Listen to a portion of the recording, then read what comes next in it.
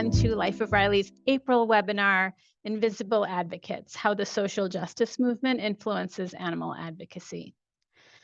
So in the past, I've worked on animal issues across the globe in countries like Vietnam and Indonesia. So I learned to become really aware of the fact that regardless of where you are in the world, regardless of what community you are in, there are really smart strategic leaders and groups on the ground, both advocating for animal welfare and for issues adjacent to animal welfare. So regardless of whether or not they actually see themselves as leaders in animal welfare or see themselves as animal welfare advocates, they're on the ground driving progress for animals.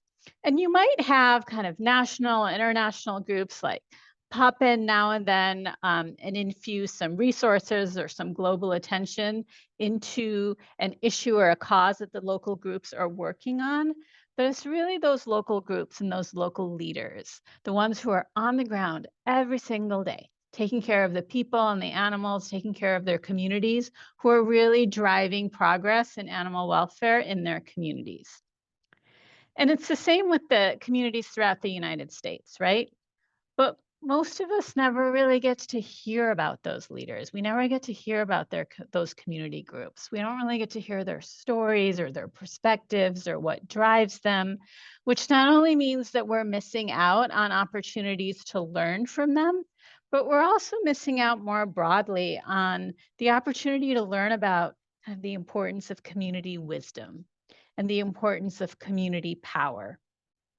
So I'm really grateful today to have Akeisha Townsend Eaton and Alini Silva from Companions and Animals for Reform and Equity, or CARE, to highlight some of those leaders today, to highlight some of those stories, and to share some of this community wisdom and power with us.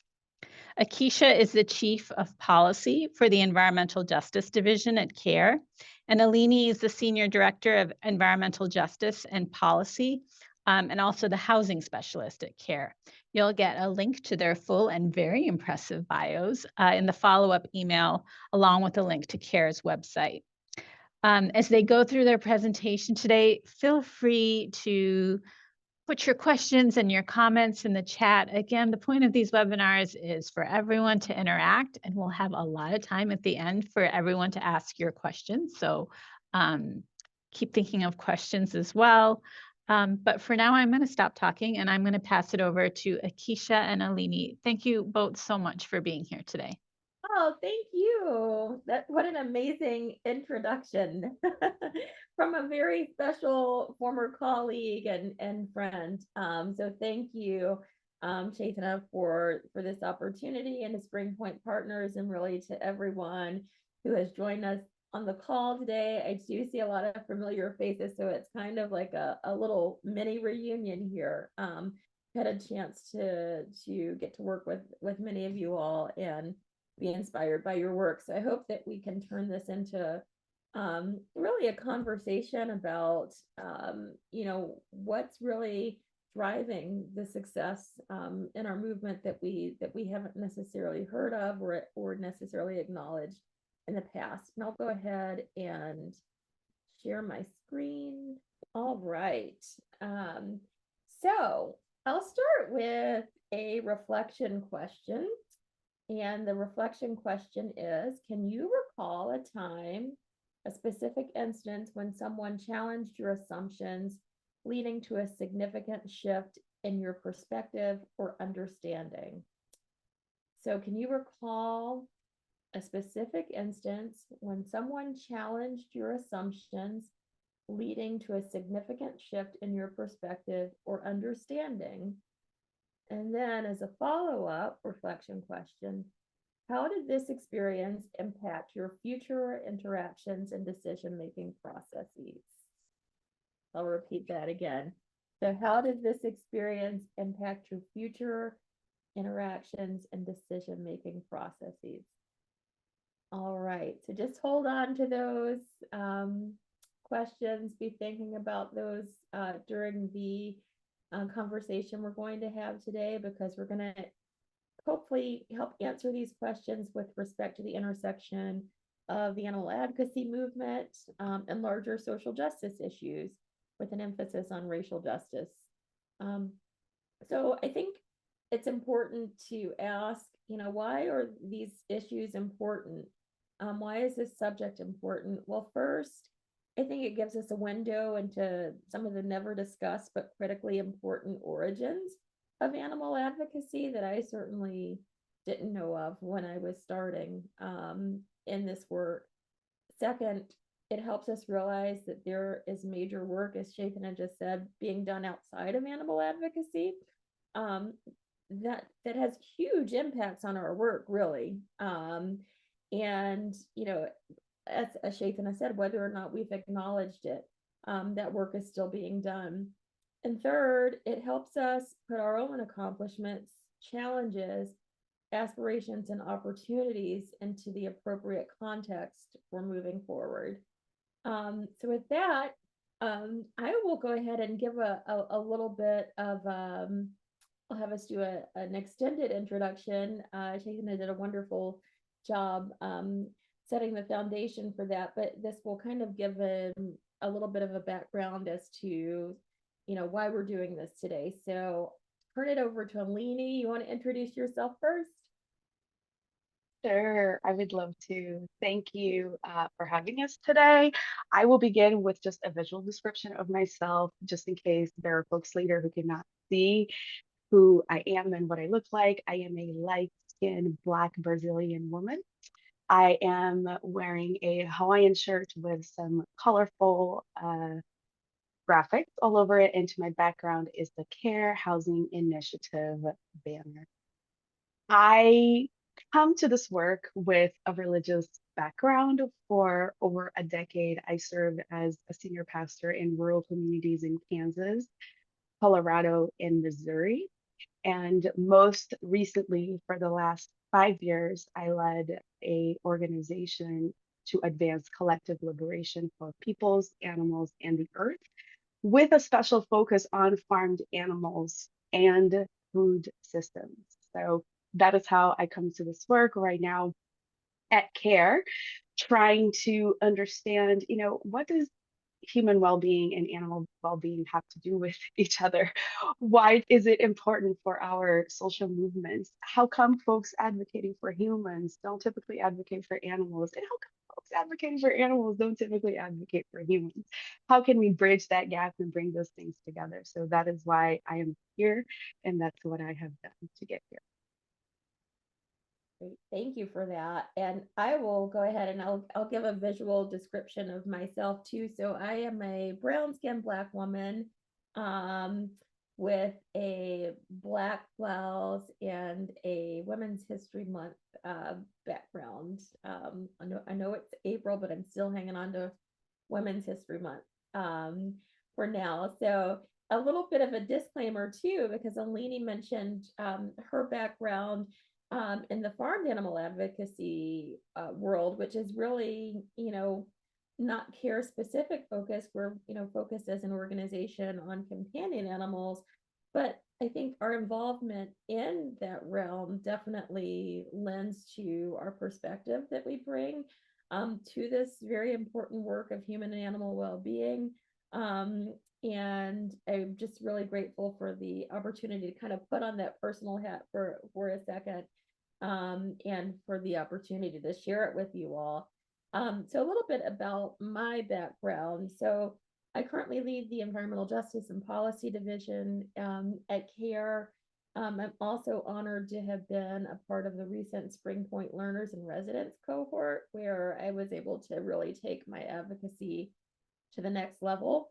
And I hope I'm going to share how old I am, but I have almost 2 decades worth of personal and professional advocacy experience in the field of animal advocacy, with a little more than half of that being as an attorney in the field. So I started off my career as a legislative attorney and worked in that capacity for a really long time, drafting laws at the state and the local levels, primarily, some federal, mostly around animal cruelty issues, although I did a little bit of a transition to life saving, so preventing unnecessary deaths in animal shelters. But interestingly enough, I found that in my after work hours, I would be involved with various community initiatives around social justice issues, around housing equity and environmental justice and zoning issues and you name it. But that would all be quote unquote after work with organizations like the NAACP and state housing advocacy organizations and just regular neighborhood associations. And I began to, especially as I learned about care and learn about how these issues connected with one another, I was like, well, is that really truly separate from what I'm doing? And how does it inform how effective the laws that I've drafted for animals? What are they truly as effective as I thought that they were? So I didn't know how much this outside work would eventually shape my assessment of that. And just as an example, a real world example that actually I came to experience through my work at CARE. So I used to draft laws for adequate housing for companion animals, right? So making sure that all outdoor dogs, and there was a stigma definitely against outdoor dogs, but making sure that they had access to a house with four sides and adequate protection from the elements if it rained or if it snowed or whatnot. But what I didn't ask myself when I was drafting these laws and when I was reviewing the laws is, well, what happens in unique circumstances? For example, what if the person with the outdoor dog lives outside themselves? What if they're transient? And that situation actually happened in the last couple of years. We were notified of a woman who was going from state to state in a van, and she had two big dogs with her as well as a cat, and was looking for places to kind of park until she found the next place to go. And she ended up, in a Black church, found someone who was willing to give her their yard for her to park her van in, and for her to keep her dogs and cat. And they all kind of stayed in this tight, cramped van, and she let the dogs out for exercise. They had this really big, long lead. The neighborhood itself was heavily policed on a regular basis, and because of that, someone called animal control because these dogs didn't have quote unquote adequate shelter. And so, yeah, in this situation, the people who were going to be on the hook for that wasn't really her, it was the property owner. So the couple who wanted to give their generosity in their space to this woman. So we were able to help out with dog houses in that situation. But I realized that the laws that I was drafting for adequate shelter, I wasn't thinking about that situation. I was thinking about a very, very different situation because the dogs were clearly well taken care of. They did have shelter. They had shelter inside the van. If it sprinkled, they went underneath and were very happy to do that. When the dog houses came, they did not use those dog houses. They were big mountain dogs. And this woman was very much, in love with the dogs. The dogs were clearly in love with her. They just stayed by her side the whole time. They had never traveled apart. And I was thinking about everybody except for someone like her when I was drafting these laws and being involved on that end. So it was kind of a hard pill to swallow. And Shaitana mentioned something like community. She mentioned community wisdom. So these are opportunities that we can use to really engage with community and see just what the applications of these laws are. So fortunately, we were able to avoid that fine, which would have been over, I think, $1,000 for both dogs, going to this generous couple, and putting them in at an economic disadvantage for their kindness. Not to mention the fact that the shelter was at code red at the time. So the animal control officer had said, well, you can either, be subject to this fine or turn your dogs over to the shelter. And these particular dogs would have been at risk for euthanasia. So that would not have been a great outcome. And I know I've talked a lot here, and I'm gonna put Alini on the spot because she has a story as well, about her role. Because when she was first coming on, I think she was a little bit nervous coming from farm animal advocacy, how well her experience would translate over to the companion animal side, and said, I haven't really advocated for companion animals. And I was like, really? I know you have. And so we got to this story, and I'll let you share it, Alini. Yes, of course. Thank you. And I also think, there are many animals in farms that are also companion animals that are not dogs and cats. And so that's also a part of it. But while I was pastoring in a very, very remote town in Colorado, about 25 miles from the Utah border, our community had the practice of serving at the soup kitchen weekly and also at the food pantry. And so we were very involved with the population experiencing homelessness in town. We also made sure that we were volunteering with the housing authority and making sure that folks were finding shelters. However, we began to receive requests for help from the houseless population that had nothing to do with food or shelter. And we were not confused, but we were surprised, right? But that's also like another thing of challenging our assumptions when we are going into community to implement solutions that we think are good for them. They were asking for help with their pets. As it were, the city had just implemented a new law that forbade anyone from standing on the street for longer than 15 minutes. And of course, this law disproportionately impacted those who lived on the street, those that did not have housing or shelter, who constantly had to be walking themselves and walking their animals, whether it be extremely hot, extremely cold, during smoky smoke alerts. And of course, it disproportionately impacted them, and being forced to walk for countless hours nonstop had an impact on the lives of the animals and the lives of the humans. And so, yes, we wanted to serve those that were experiencing homelessness, but we had no idea that our work would lead us to community organizing and mobilization for lifting this kind of ordinance.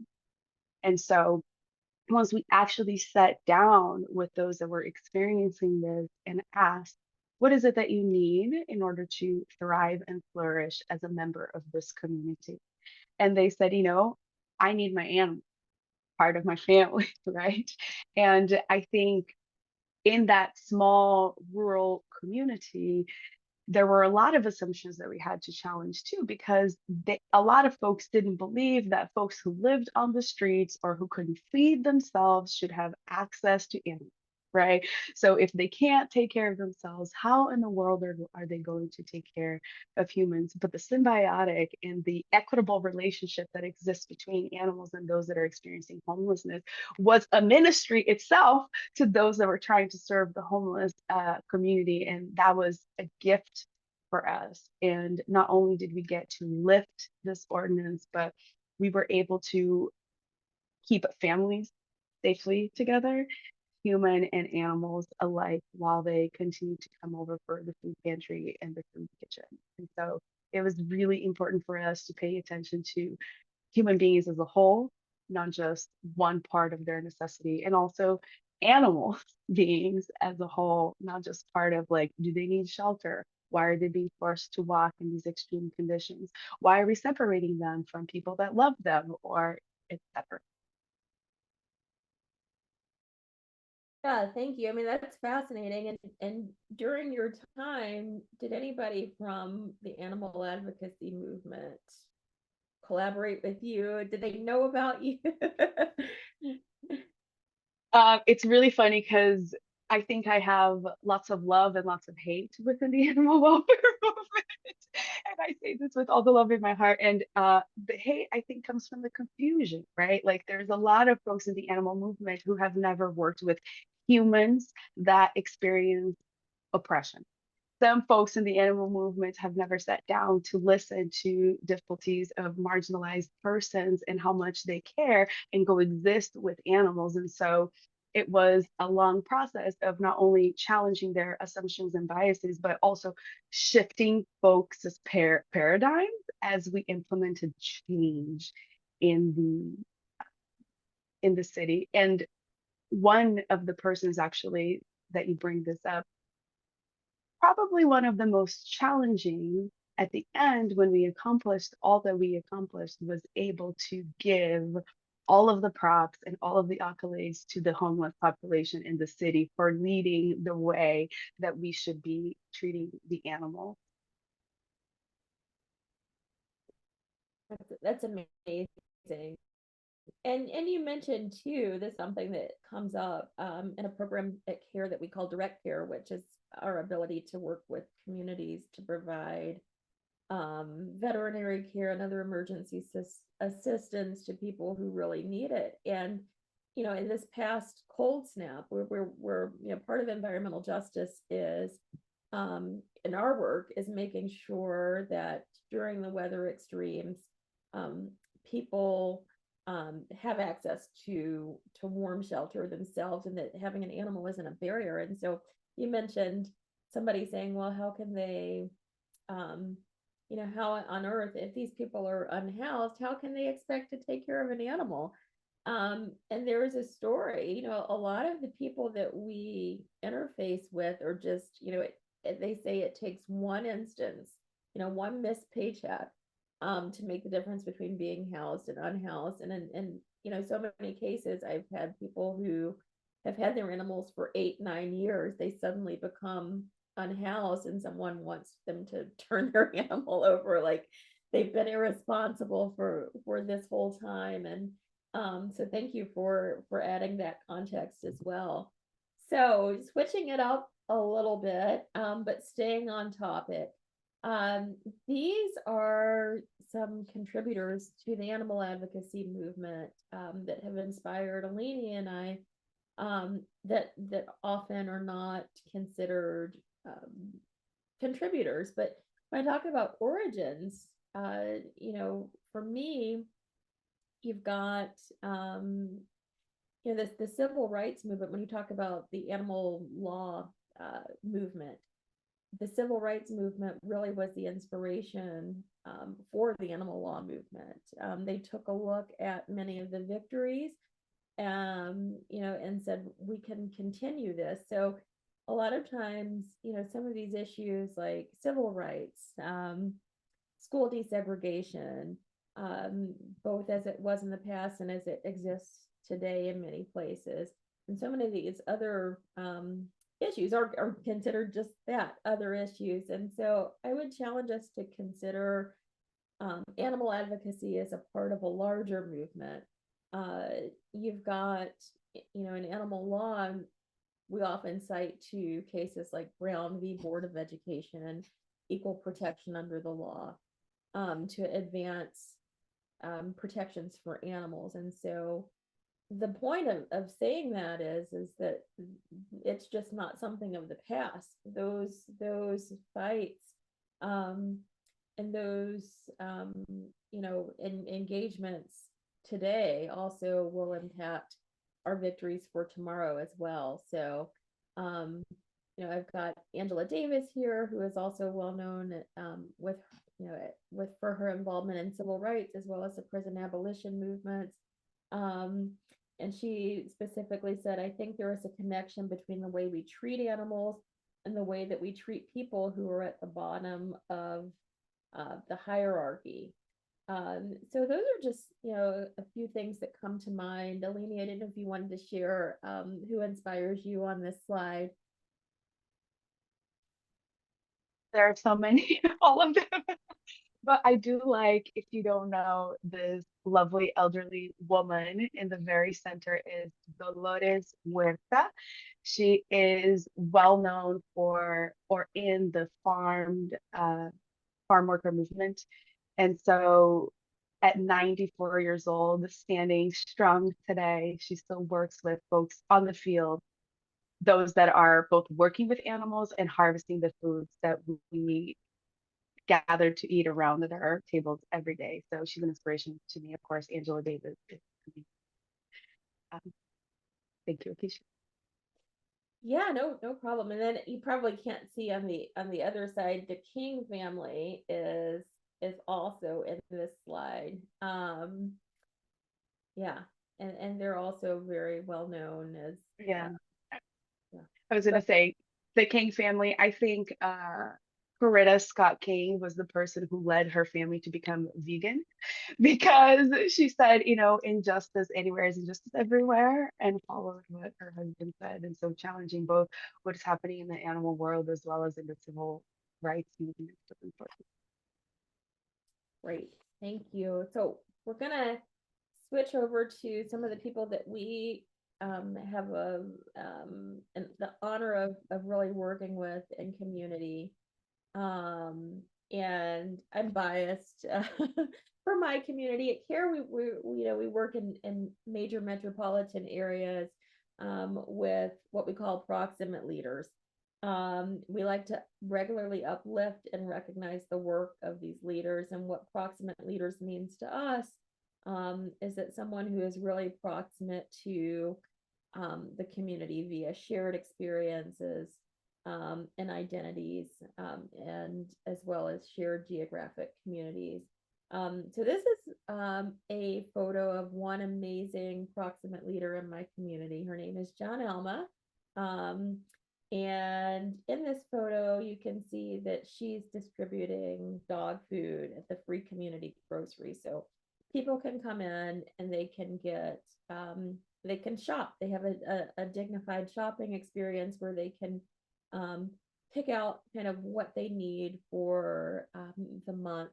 If they're unhoused, they can come weekly, and they have access to food and produce and hygiene materials. And this is also really the only place in town where somebody can get free pet food, no strings attached, which is amazing because it's on the public transportation line, which in my town we don't really have the greatest public transportation. So, and a lot of people don't have cars either. So we have a lot of folks who are walking on foot a lot, which is very, very difficult in such a large area. The Humane Society has a food pantry, but they are way, way on the other side of town and very difficult to get to unless somebody has a car. So for a lot of folks, this is really the only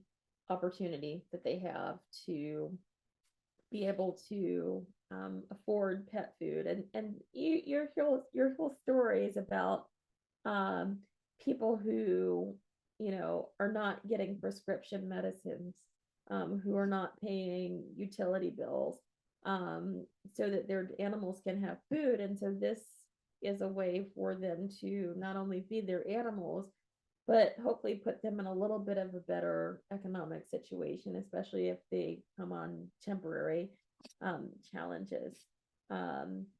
So this is another amazing proximate leader, Carol. She works independently and with John Alma to do a lot of the amazing work that they do in the community, volunteering for the unhoused, senior citizens, veterans, you name it. And Carol also loves animals. So she, was able to provide long-term fostering assistance to this little dog. Here, for the owners who were both unhoused and in need of um, addiction recovery assistance. So she was able to do that long term. And fortunately, 1 year later, this dog is still with her people. They're still unhoused, but very much a family still. So this was their reunification 1 year later. And it was such an amazing experience to see. And I'll just say, so you saw Carol and John Alma doing work in the community. So this is them, really taking it up another level. So when John Alma is not at the community grocery store, she's also negotiating permanent housing for unhoused people with pets. She's getting landlords to make exceptions to their pet policies so that the people that she finds and she serves at the community grocery can have access to stable housing. She's finding them jobs. She's lobbying our governor. So I don't know.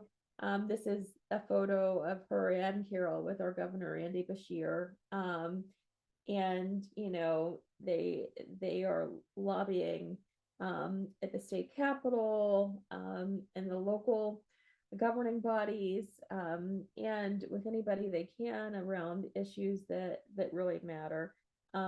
This past legislative season, or this past legislative session, we had a bill that unfortunately it did pass called the Kentucky's or the Safer Kentucky Act, which essentially criminalizes homelessness, similar to what Alini was talking about. So it's now going to be very much of a more challenging situation for someone to be able to sleep outside.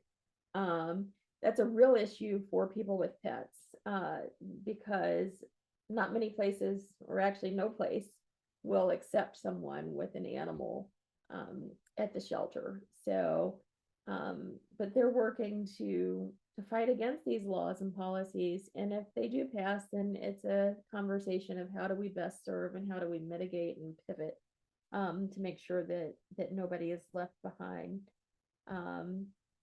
So, Alini, did you have some thoughts around invisible contributors in this context? I think just a little thought or like a question to add to our initial question too of when we think of movement builders, when we think of animal advocates, like what is the image that comes to our mind, right? Does it look like John Alma? Does it look like Carol? Does it look like Angela Davis? Does it look like Dolores Huerta? Does it look like Akeisha Townsend? Does it look like me? Or what does that representation look like? And why are we calling them hidden figures? It's not because, they're not doing the work and leading the way. It's often because they're not represented. It's often because they're not named. It's often because our white patriarchal society forces us to leave them nameless. And so I think it's really important to identify those persons, these wonderful saints in our communities, and uplift what they're doing. And not just that, but also listen to how they're doing it because they are leading the way. And if we follow how they're doing it, I think the state of human animal well-being would advance for the betterment of everyone. Yeah, absolutely. And as you were saying that, I think, and we'll talk about challenging assumptions too, because we actually do live in a predominantly white community. And so I think, part of my narrative growing up, just because of the way that media and and the animal advocacy movement is definitely not exempt from this, but we have this kind of narrative that people who look like us are always the recipients of some kind of service. And in all of these cases, the substantial amount of people that John Alma and Carol are serving don't look like them. They look like Jill Biden here, who's recognizing John Alma for her work in the community. And she's also getting an award here alongside Carol for her community work in the city. And yeah, I think you're right. I mean, there's so many people like these two in our communities that are contributing, that are moving the needle forward in terms of how many animals are being saved that aren't necessarily counted.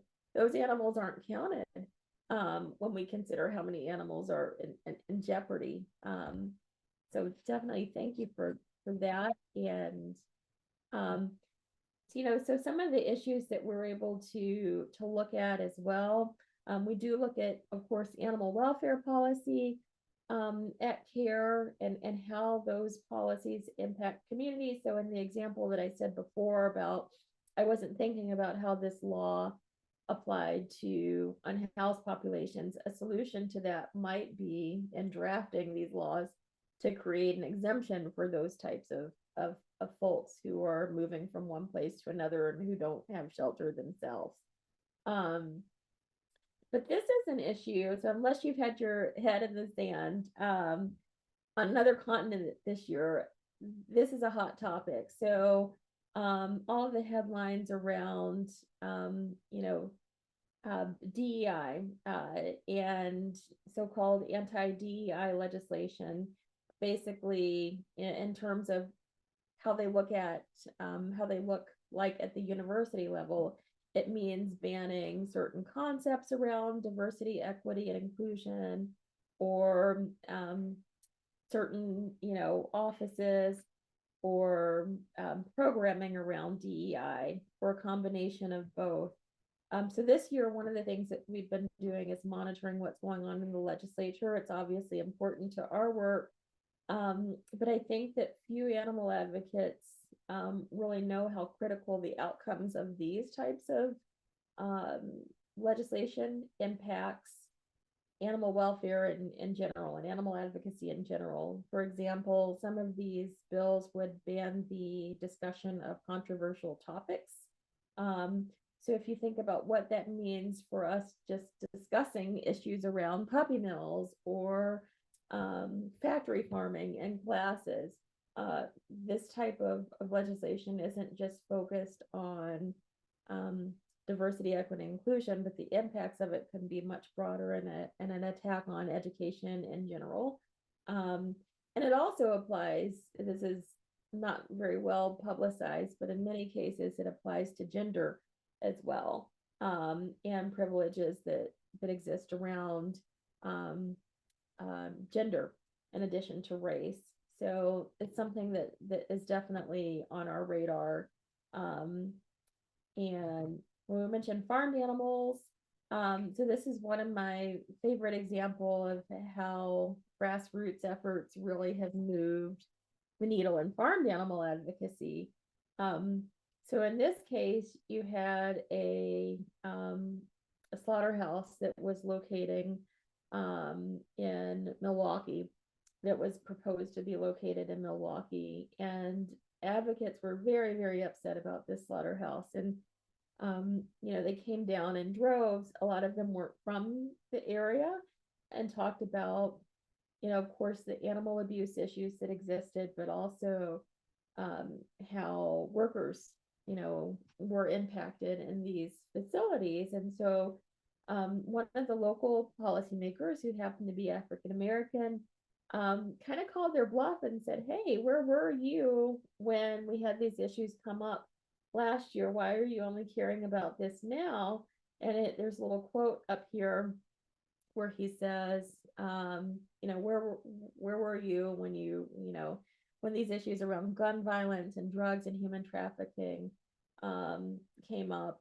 And the thing that changed his mind, I think, based on what I saw, he changed his mind after hearing from his own citizens, including a a black man, a black developer, and his mother, who lived there.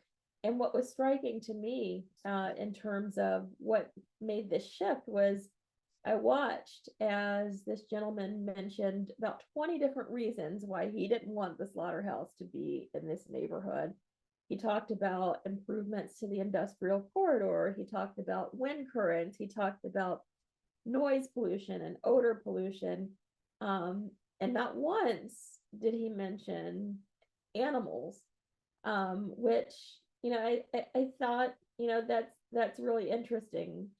As an animal advocate, I think that's the first thing that I think about, as someone who is concerned about the way that animals are treated. I also am very, very concerned about the way the community around these facilities, what their outcomes are going to be. But this is really what moved the needle in this case. And then there's so many other examples like this. So interestingly enough, shortly after seeing this story, I found myself advocating, for a major, vegan, company, that wanted to put a plant, in a historically Black neighborhood. And the residents were very concerned about having this manufacturing or this food plant in their neighborhood because of negative experiences that they had had with, some of the meat processing facilities, the noxious odors, the pollution, the unbearable stench of death and slaughter. And so, fortunately, this company wanted to create actual community benefits. They created a position for community benefits officer. I think for the first time, they were able to make such a proposal for the city. And the proposal was successful. And, it was kind of a win-win, a green company, without the pollution, with community benefits, and, something that didn't distract or detract other, businesses, that benefited the community from locating there. So there's so many different stories like that as well. Another movie, or movie that I would suggest that, folks watch is The Smell of Money, which is a really great documentary about how, really it's a Black neighborhood, of grassroots advocates made monumental change, around the same issues, in North Carolina. And so, challenging assumptions, I think, definitely important before coming to care. I have to admit, I thought that, the advocacy movement for animals was a monolith, that there weren't contributors. That's the narrative that I had. And so I'm glad that those no longer exist for me. So these are just a few more examples of some of the work that we are able to do, and community. This is my community and some of the volunteers. Here we've got one of our vets giving assistance, free veterinary assistance to the community, people building, houses, for dogs. This is actually a beautiful story. It wasn't just a dog house, that we were able to, or a dog crate that we were able to assist with, but this actually led to permanent employment, for someone who is still in that position today. And she has gone and paid it forward for dozens, of animals in her veterinary office. So she's employed in a veterinary office. This is, Miss Anna Dim. And, she just reached out to us. She had this, amazing event, planned for the Burmese community, about emergency preparedness, and she wanted to make sure that pets were included. This is something that she did. We had nothing to do with it, but she, was able to, get some resources from us. So these are the kinds of leaders that we like to support. And yeah, so I know we're there, we could talk about this forever. It's so hard to put this into a yeah, a presentation, because I feel like we can, we could tell these stories all day long, but fortunately there is an opportunity to continue the conversation by joining our Changemaker Circle at CARE. So next week we're going to be focusing specifically on fair housing issues, and what that means for people and their pets.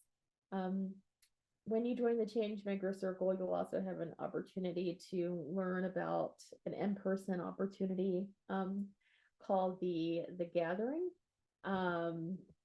which we're going to have in Philadelphia. I know that some of us have been there.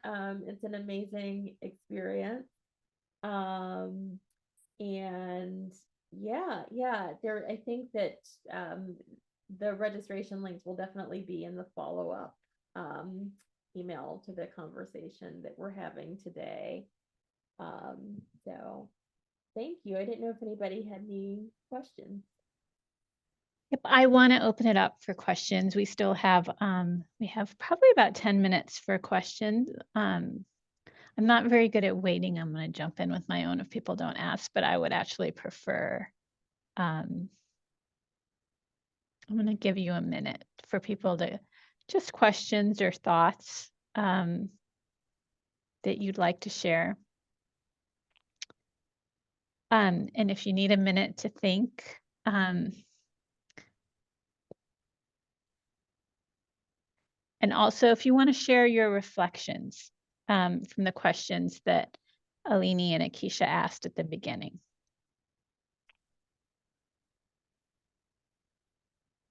And you can, if you're shy to unmute yourself, you can also share it in the chat box and I'll read it out for you. But while we're waiting, Akisha and Alini, I'm going to ask you kind of a question, and I'm going to ask both of you to reflect on this, is that I've been thinking a lot about how all forms of oppression are linked. And I've also been thinking a lot about kind of this scarcity mindset that we live with, right? Like if you're an animal person and you're advocating for animal rights, and then sometimes, people hear that, oh, and then at the side, like in the evenings, like I personally, like I work on my free time, I work with young people in the foster care system. I'm a CASA. And there's always this feeling of like, how can, like, the animal issues are so urgent and there's so few of us working on them. How could you possibly give your time to anything else? And on the flip side, I've also heard, this other argument of, from people who advocate on behalf of humans who are kind of like, there's so many urgent, pressing needs in our human communities. And you're worried about like pigs and chickens. And I thought that maybe, could you reflect a little bit on this scarcity mindset and where it comes from? Both of you, I'd love to hear both of your thoughts on that. Would you like to go first? Okay, yeah, I will definitely go first on that. Yeah, I mean, that's a great question. In terms of, what I have learned in this human and animal well-being world, especially, I actually end up working a lot more with human service organizations than I do with other animal advocates.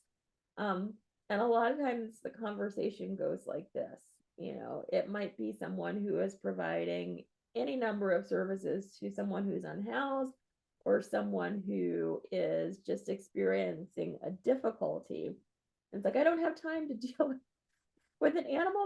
That's the shelter's, bag, right?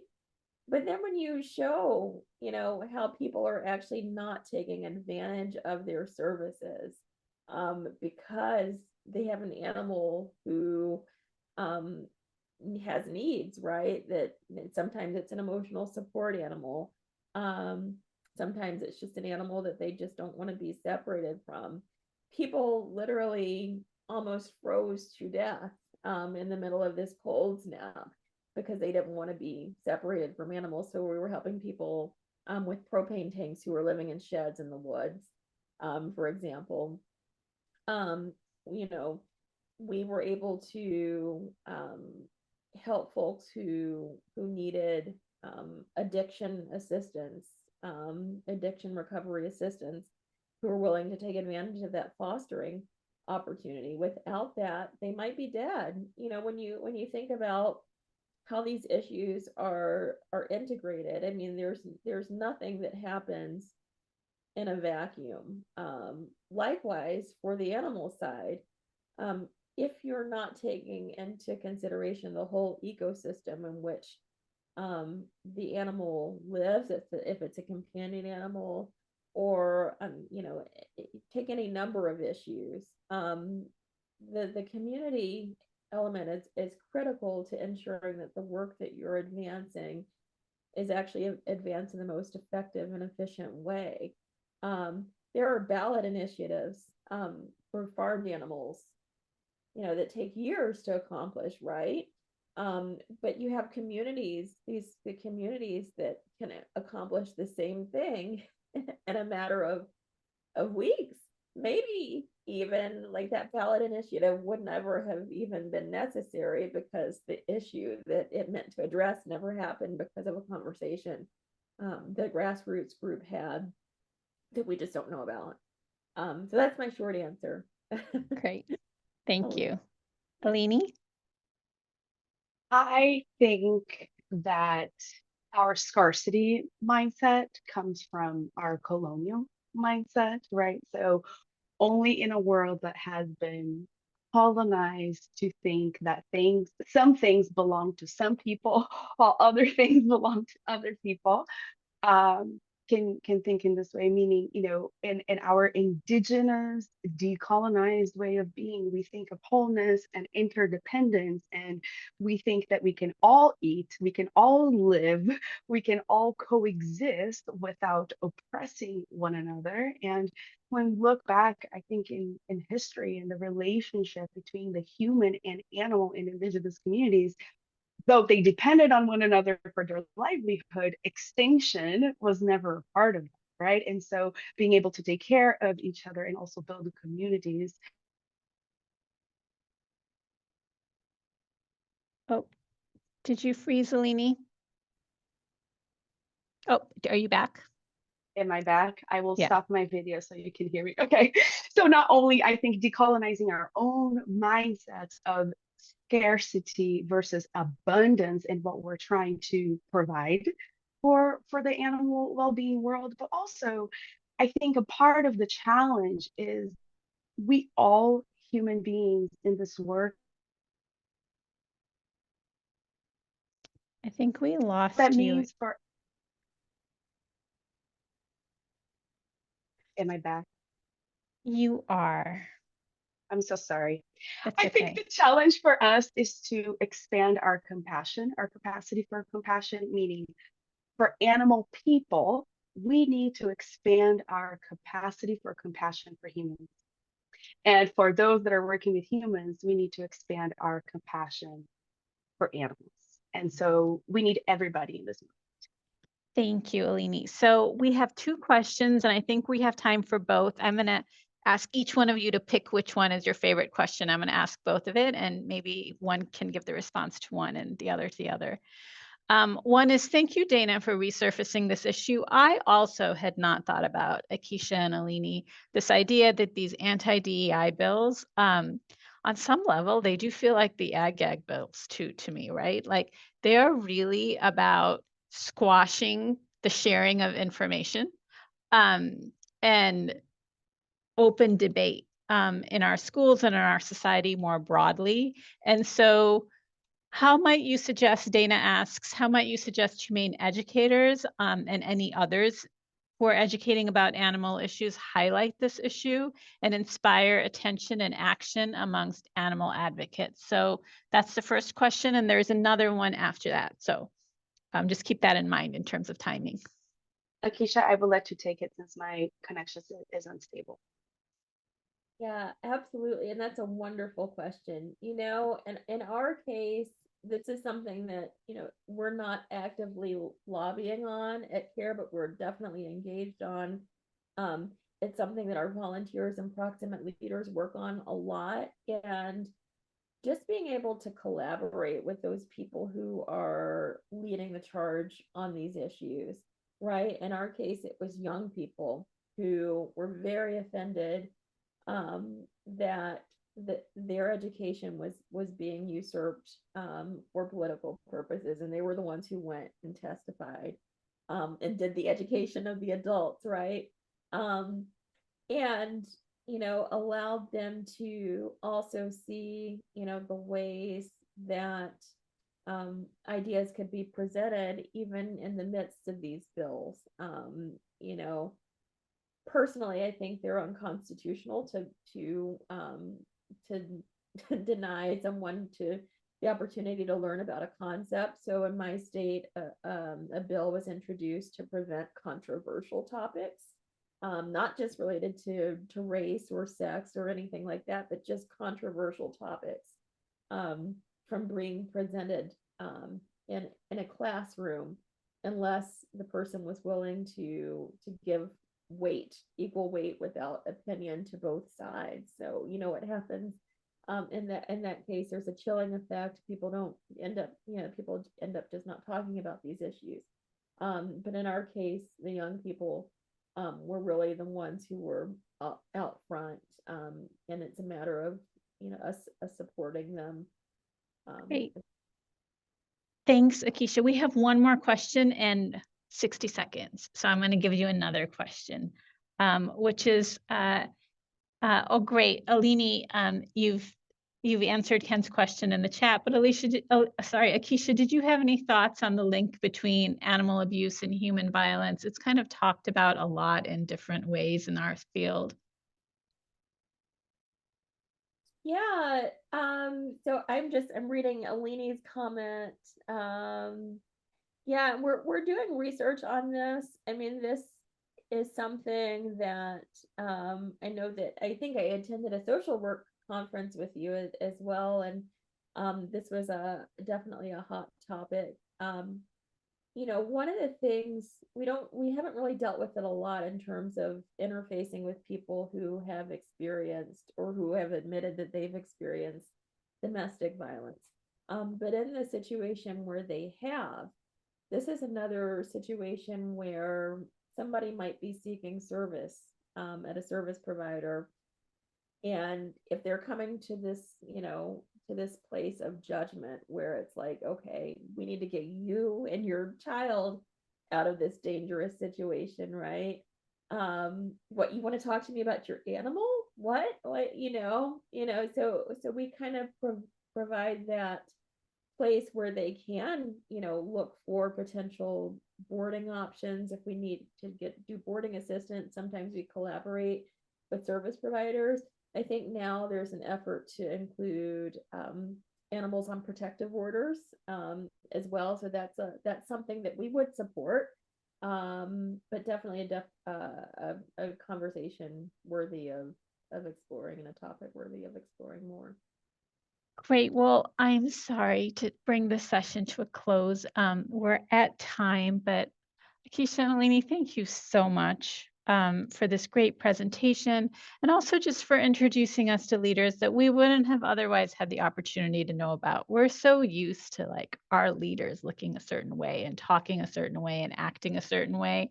And we forget sometimes that there's just quiet people on the ground who aren't giving grand speeches, who are actually moving the work forward. And thank you for reminding us of that, and for introducing us to yourselves and to other great leaders in this space. And thank you everyone for joining us today. We'll be sending around an email early next week with the link to this recording and some additional resources that Akeisha and Alini have put together. So please feel free to share the recording and resources widely. We don't have a webinar scheduled for May, but we'll send you an email in a few weeks with details and a registration link for the June webinar. So stay tuned, and thank you all so much for being in community with us today.